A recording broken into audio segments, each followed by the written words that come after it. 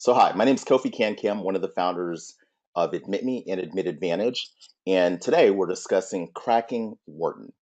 Wharton is part of the University of Pennsylvania in Philadelphia, in West Philadelphia.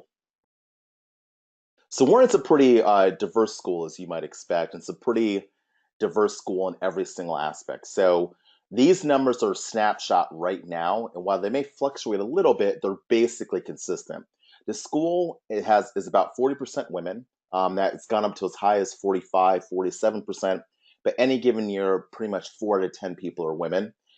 Minorities, U.S. minorities, i.e., African Americans, Native Americans, Latino, I believe Asians might be part of this group, represent a third of the school. In international, it's about a third as well. That has fluctuated probably a little bit more wildly than potentially the female population. It's gone as high as probably just about 42, 43%. Right now, currently, it's about a third. Wharton's a school where the average candidate has about 5.7 years of work experience, so it tends to trend a little bit older. I'd say Wharton is definitely a school where you see a little bit more of a sprinkling of 35, 40, 40 plus year olds. When I graduated from school, there was a candidate a year ahead of me that was 43 or 44 when he graduated. And it's one of the largest business schools. It and Harvard are basically both close to about 900 candidates. Harvard's typically about 920 or so. Wharton is just underneath that, typically hovering between 860 and 870. Those candidates are broken up into 12 cohorts of about 65 to 70 candidates, through which you experience the entire first year core marketing class with that cohort. 3 cohorts make a cluster, and there are 4 clusters. So I was in cohort C. You've got cohorts A, B, and C. That's cluster 1, D, E, and F, cluster 2, etc. One of the special things about the school, just like most schools are ranked very highly, is the fact that such a high percentage of candidates have jobs within 3 months of graduation.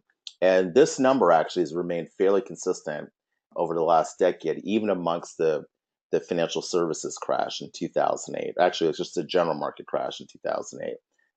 When I would speak to admissions officers, I'd speak to corporates, corporations, recruiters, and say, how are things looking? What does it look like? They would say, look, Wharton is one of those schools where we're going to show up regardless. We might basically cut out other schools entirely, or slash the number of candidates that we recruit from those schools by 20 to 50 to 70%, i.e., schools, let's say, in the 8 through 20 plus range. But schools like Wharton, schools like Kellogg, Harvard, et cetera, those are schools where we might cut back a little bit, let's say 10 to 15%, but we're going to keep coming. And the reason they would keep coming is because they know that if they take a year or two off, that's going to present an opportunity for another firm to get a pretty strong foothold and recruit more candidates. And as schools recruit more candidates, as companies recruit more candidates, that's going to make it easier for them to get future candidates in next year because they've got a better word of mouth, attractive stimulant.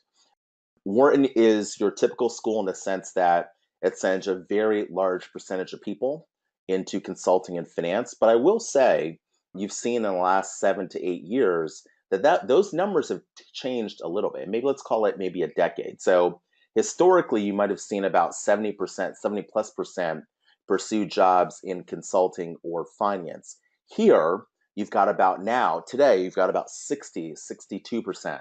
So if you look at like consulting and then you look at fields like venture capital, private equity, other financial services, i.e. sales and trading, investment banking, and so forth, you'll see about 60% of the candidates, 60, 62% of the candidates are going into those historically classic fields that a lot of MBA candidates go into.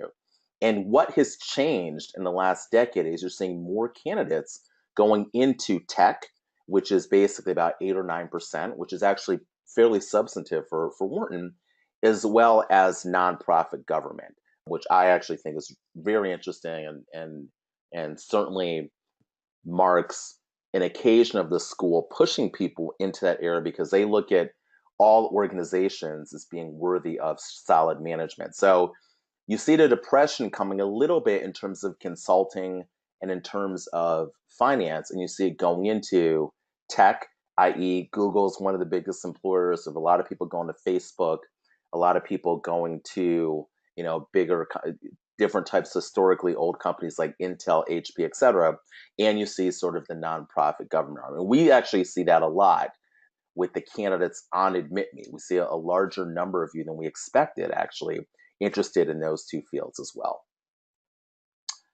In terms of admissions, Wharton's a school that's very selective, but I will say I think it's gotten a little less selective over the last couple of years, which in some respects I'm quite happy about. In other respects, it makes me a little bit sad. But I will say now the acceptance rate is about 18 to 19%.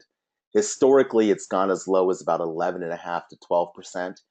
As the school becomes more popular, i.e., ranked higher in the polls, in the rankings, and I think this year it was ranked number, I think, 1 by Fortune or Forbes, you'll probably see an influx of more applicants next year. But it is a school, like a top tier school, that is actually a little bit less competitive to get into than some of the other top tier schools.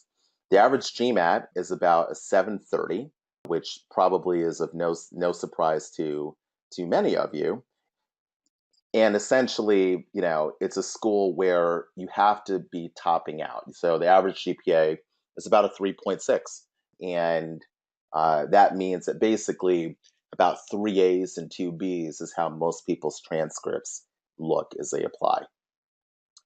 In terms of the GRE, which is obviously accepted at the school, this is functionally the equivalent of about a 700 plus. So, you look at sort of 163 verbal, 162 quant, that's not surprising. All this is saying is that the GRE matches essentially the GMAT score in terms of the high quality. The GMAT is out of 800, for those who don't know, and the GRE is out of 340. Admit Me. Never apply alone.